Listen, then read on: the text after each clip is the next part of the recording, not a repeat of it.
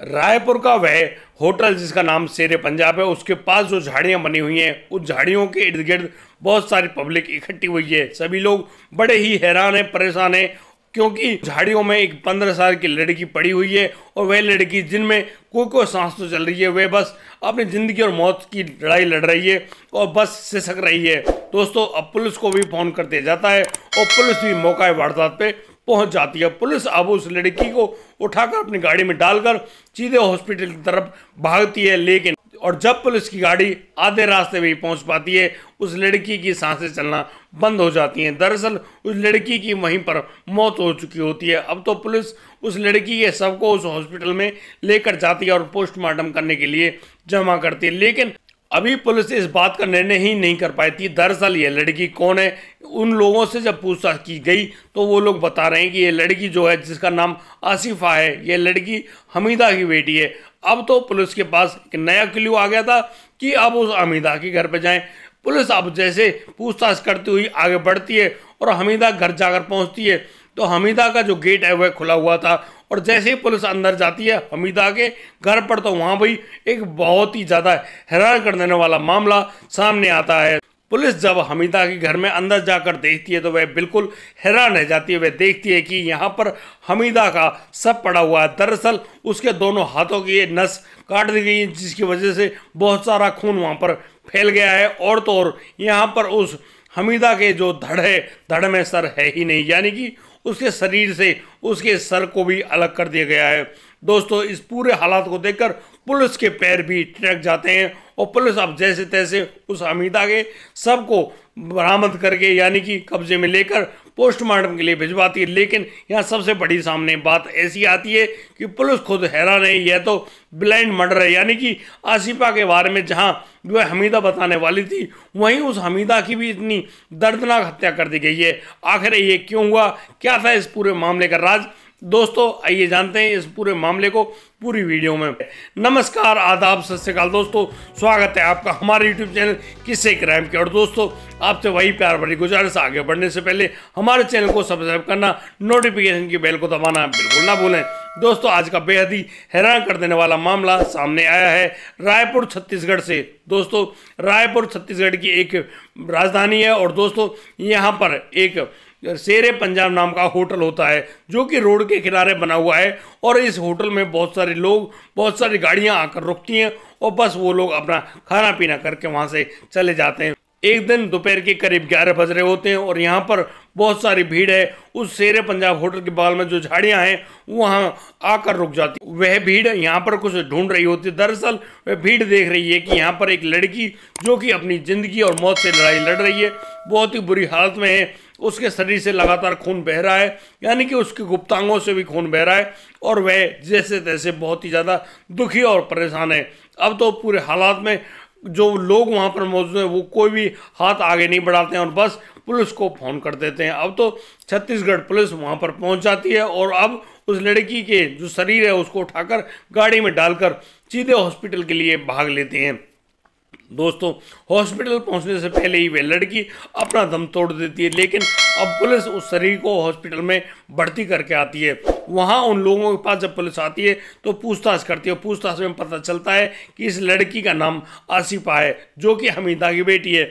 अब तो पुलिस उस हमीदा के घर पर जाने में जुट जाती है और वह पूछताछ कर रही है कि हमीदा का घर कहाँ पर है। अब पुलिस हमीदा के घर की तरफ जा रही होती है और वहाँ पर हमीदा के जो गेट को खुला हुआ देखकर वह हैरान रह जाती है और जैसे ही उस घर के अंदर जाती है, यहाँ पुलिस के जो जूते हैं वो खुद खून में सन जाते हैं। दरअसल उस पूरे घर में चारों तरफ खून ही खून बिखरा पड़ा है, यानी कि यहाँ पर उस हमीदा की भी हत्या कर दी गई है, वह भी बड़ी ही दर्दनाक तरीके से। दरअसल उस हमीदा के जो सर है उसको उसके धड़ से अलग कर दिया गया है और तो और उसके दोनों हाथों की नस भी काट दी गई हैं। वहाँ पर चारों तरफ खून ही खून बिखरा पड़ा है। अब तो जो पुलिस है बड़ी ही हैरान है, उस सबको अपने कब्जे में लेती है और उसको भी पोस्टमार्टम के लिए भिजवाती है। और पुलिस के सामने अब एक ऐसा मामला सामने आता है जिसे जानकर पुलिस के भी पैर हिल जाते हैं। दरअसल पुलिस देखती है कि यह पूरा मामला जहां पर आसिफा के बारे में उसकी मां हमीदा बताने वाली थी और इसी प्रकार से दर्दनाक तरीके से उसकी हत्या कर दी गई है, और अब तो बहुत ही ज़्यादा परेशान थी पुलिस, और वह बस लगातार ऐसे ही क्लू ढूंढ रही है, लेकिन उस पूरे घर में कोई भी क्लू नहीं मिलता है। पुलिस की लगातार छानबीन करने के बावजूद भी उस हमीदा का कोई फ़ोन नंबर वगैरह नहीं मिलता है। अब तो पुलिस बड़ी ही हैरान और दुखी है कि आखिर ये जो ब्लाइंड मर्डर है इसका खुलासा कैसे हो। बस अब तो पुलिस बाहर आती है और जगह जगह सीसीटीवी कैमरों की तलाश करने में जुटी हुई होती है, लेकिन वहाँ पर कहीं भी कोई भी सीसीटीवी कैमरा मौजूद नहीं होता है। अब पुलिस आती है उस होटल में और उस होटल के जो सीसीटीवी कैमरे हैं उनकी तलाश करने में जुट जाती है। दोस्तों, पुलिस को एक सीसीटीवी कैमरे की रिकॉर्डिंग मिलती है, लेकिन पुलिस के पास एक ऐसी जानकारी आती है, उस सीडीआर रिपोर्ट में एक ऑटो जो होता है वह वहाँ से खड़ा हुआ मिलता है उन झाड़ियों के पास। और अब तो पुलिस उस ऑटो के उन नंबर्स की पता करने में जुटी हुई है, लेकिन वह नंबर जो कि किसी कपड़े से ढके हुए थे उन नंबर का भी पुलिस को पता नहीं चलता है। लेकिन पुलिस तो पुलिस है, पुलिस के जो शागिर्द हैं वो बस उस पुलिस की तलाश में जुटे हुए हैं, और अब तो वो उस जो ऑटो है उसको भी ढूंढ निकालते हैं। दोस्तों, यह ऑटो का जो ड्राइवर होता है जिसका नाम होता है भरत मदान, उस आदमी को पूछताछ के लिए पुलिस थाने बुलाया जाता है। जब उससे पूछताछ की जाती है तो वह बस सिंपल सी बात कहता है कि हाँ वह ऑटो चलाता है और उसको ऑटो में सवारियां आती हैं जाती हैं, बस वह उन सवारियों को लाता है चला जाता है, लेकिन वह उस कॉलोनी में आया ही नहीं। लेकिन जब पुलिस उससे कहती है कि भाई तुम्हारी जो सीसीटीवी फुटेज है वहाँ पर तुम आए थे, तो यहाँ पर वह बताता है कि हाँ एक महिला आई थी और उस महिला को छोड़ने के लिए वह वहाँ पर गया था, और फिर वह उस होटल के पास रुककर पेशाब करने के लिए रुका था और बस वह पेशाब करके अपना ऑटो लेकर वहाँ से चला गया था। लेकिन पुलिस उस सीसीटीवी रिकॉर्डिंग में ऐसा देखती है कि यहाँ पर वह जो आदमी है वह कुछ चीज़ को उठाकर उन झाड़ियों में फेंक रहा होता है। दोस्तों, जिस प्रकार से इस पूरे मामले में अब वह जो भरत है पुलिस से कुछ छुपाने की कोशिश करता है, अब तो पुलिस अपनी उसी सख्त पूछताछ में तब्दील हो जाती है और बस बड़ी ही कड़ाई से जब उससे पूछताछ करते तो एक अलमखाई मामला खुलकर सामने आता है।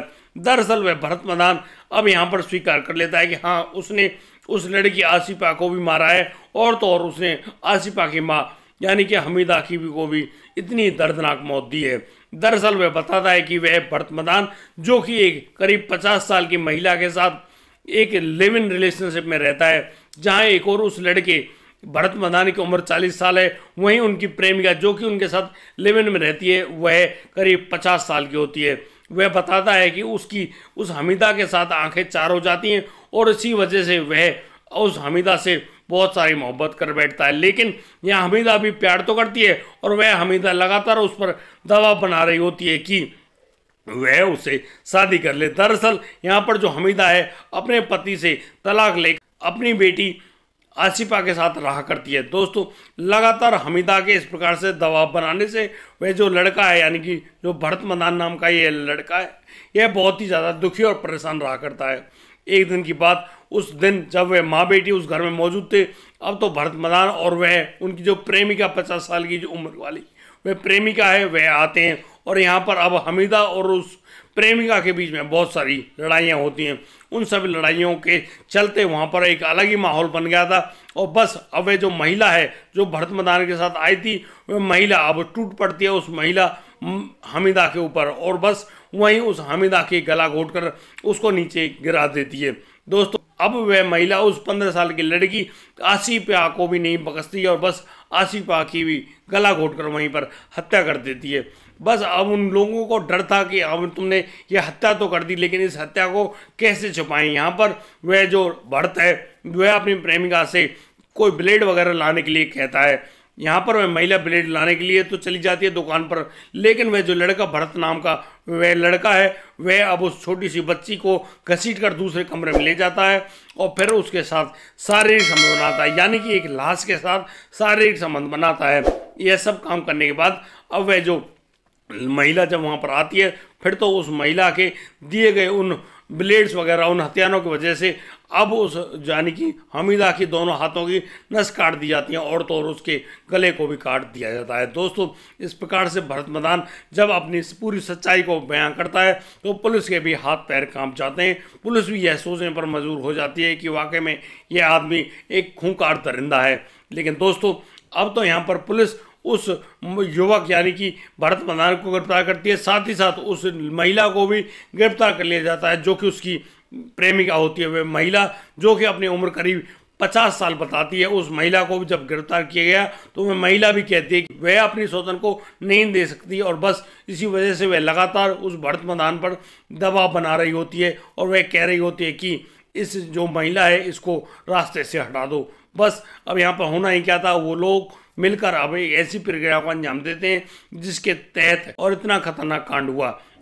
दोस्तों, इस पूरे घटनाक्रम को सुनाने का उद्देश्य किसी को परेशान करना नहीं है, किसी का दिल दुखाना नहीं है। दोस्तों, हम इन घटनाओं के माध्यम से आप लोगों के पास कुछ ऐसी बातें लेकर आते हैं जिनके द्वारा हम बताना चाहते हैं कि आज के इस कलिकाल में इन अवैध संबंधों के चलते ना जाने कितने ही परिवारों को अपने प्यारों को खोना पड़ गया। उस हमीदा का क्या दोष था, उस आसिफा जो छोटी सी बच्ची थी उसका क्या दोष था, लेकिन इन अवैध संबंधों ने कभी भी कोई भी अच्छे परिणाम नहीं दिए हैं। दोस्तों, जहां भी जाएं, जो भी कदम उठाएं, सोच समझ कर उठाएं, क्योंकि ये कदम हमेशा आपके खतरनाक ही साबित होंगे।